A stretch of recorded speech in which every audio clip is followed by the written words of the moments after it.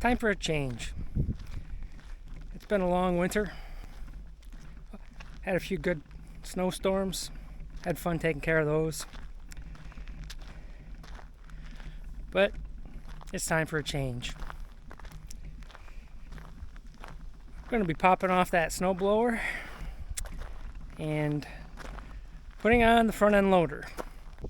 So I'll take you guys along for the ride and show you how I do it.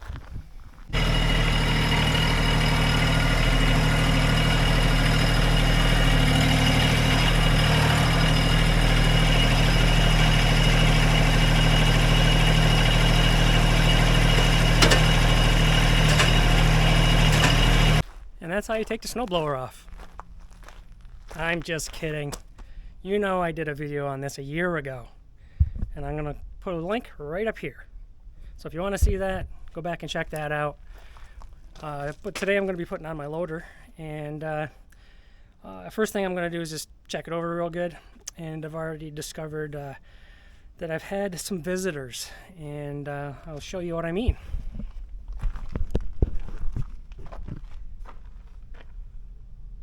Look at there. Something wanted to build a nest right up in there.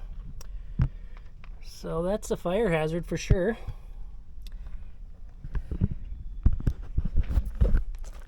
So I'm gonna just get the blowgun out and blow that out of there. Make sure there's nothing jammed in anywhere. Check our fluids and our filters and things like that. And then get going on to the front end loader.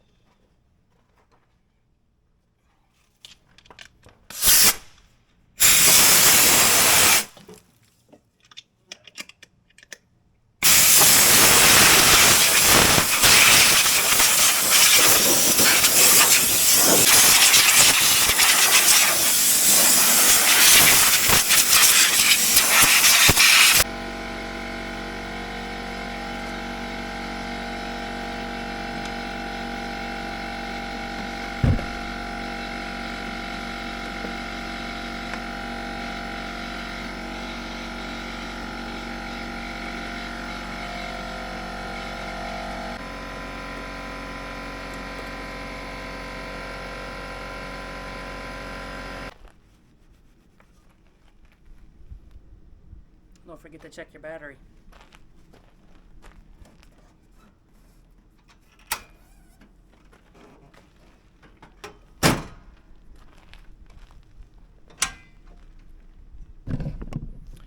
Alright, so now we're going to go hook up the loader. I've only done this a couple times, and I'm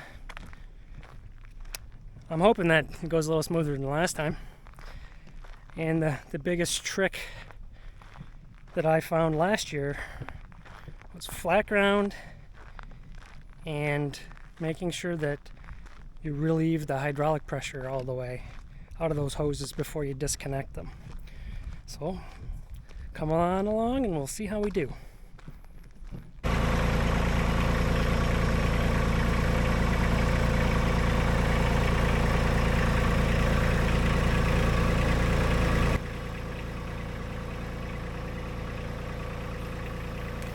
Right here you'll see I'm kind of like trying to figure out how to get these hoses out of the way. Seems like there should be a little bit better system. Even a bungee cord would probably help. I just don't happen to have one on hand.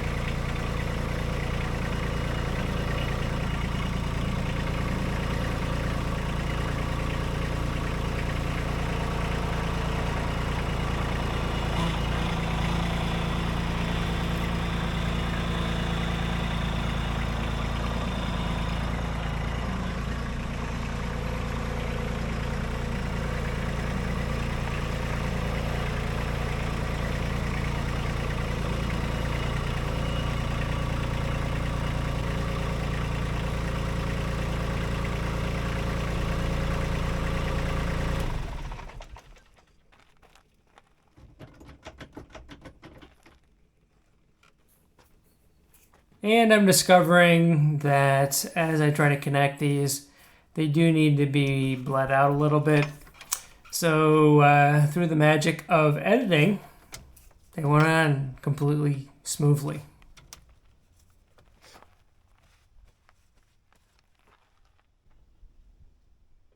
The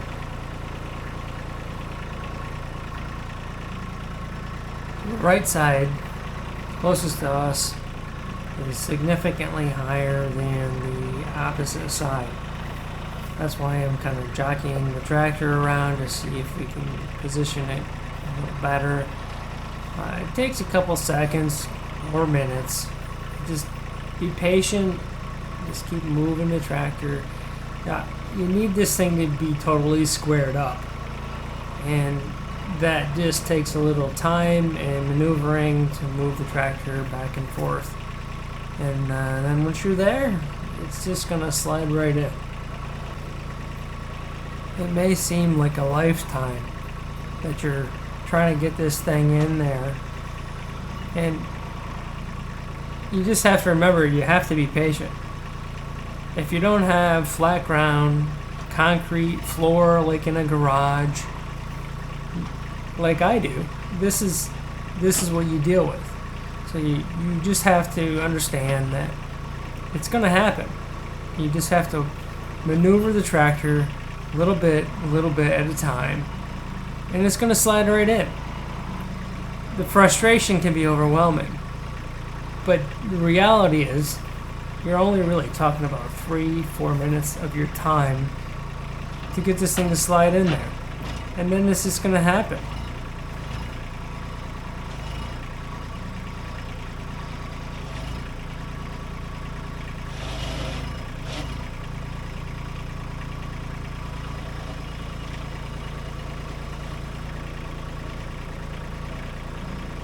And then there it is.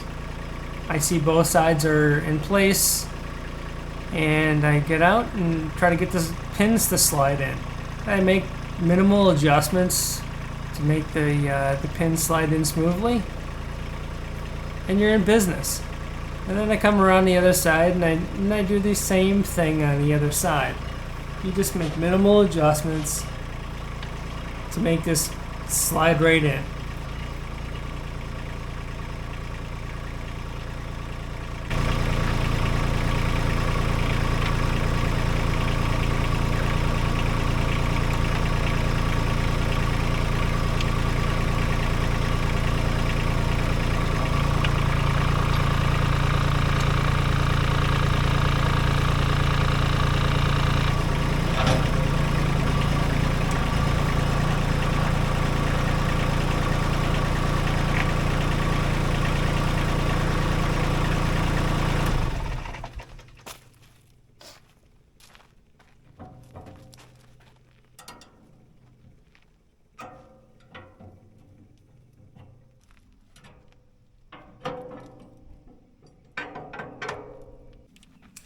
These hoses here are for the third function valve that I do not have any equipment that can use it.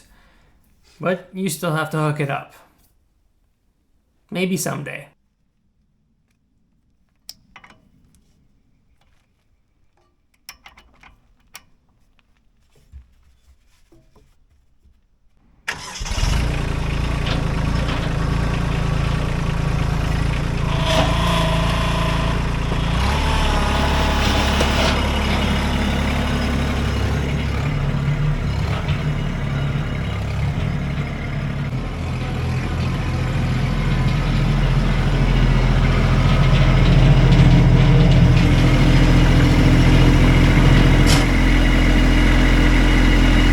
Alright guys, so we got the front end loader on, and it went fairly smoothly. I did have to bleed all 4 lines, so I don't know if it's because of the temperature difference, but there was no pressure on it when I set it down, and as it settles, I guess it creates pressure.